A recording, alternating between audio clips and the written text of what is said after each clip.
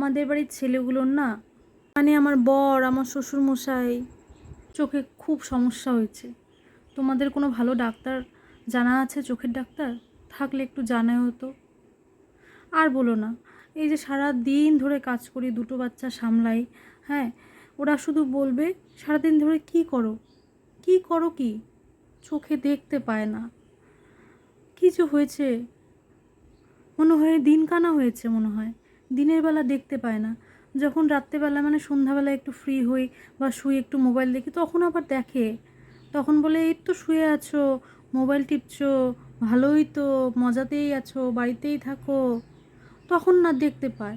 কিন্তু দিনের বেলা যে এত কাজকর্ম করি, দুটো বাচ্চা সামলাই, সামলে সামলে সে আমাদের খেতে খেতে 4টে 5টা বাজে, মানে বাজবেই, কমন বিষয়, তখন না চোখে দেখে না। শুধু বলে যে দুটো বাচ্চা সামলাতে পারো না, এত হিমশিম খাও, কিছুই তো কাজ নেই বাড়ির, কোনো কাজই তো মানে করোই না, মানে সেরকম তো কোনো কাজই নেই, করো কি সারাদিন, মানে খুব কেমন বিষয় না, চোখে দেখতে পায় না। এদিকে আমরা সারাদিন, আমরা তো কাজেরই মানুষ, সারাদিন কাজে কাজে থাকি, দুটো বাচ্চা সামলাই, কিন্তু কাজগুলো না ওদের চোখে পড়ে না। কি ঝামেলার বিষয়। একটু ভালো ডাক্তারের খোঁজ দিও তো, কেন যে এরকম হলো।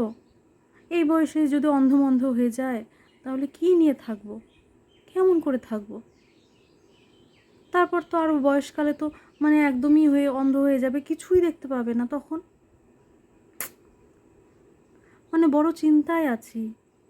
একটু খোঁজ দিও, হ্যাঁ, ভালো ডাক্তারের খোঁজ দিও। আর পারা যাচ্ছে না, কিচ্ছু চোখে দেখছে না, সারা দিনে চোখেই দেখতে পায় না।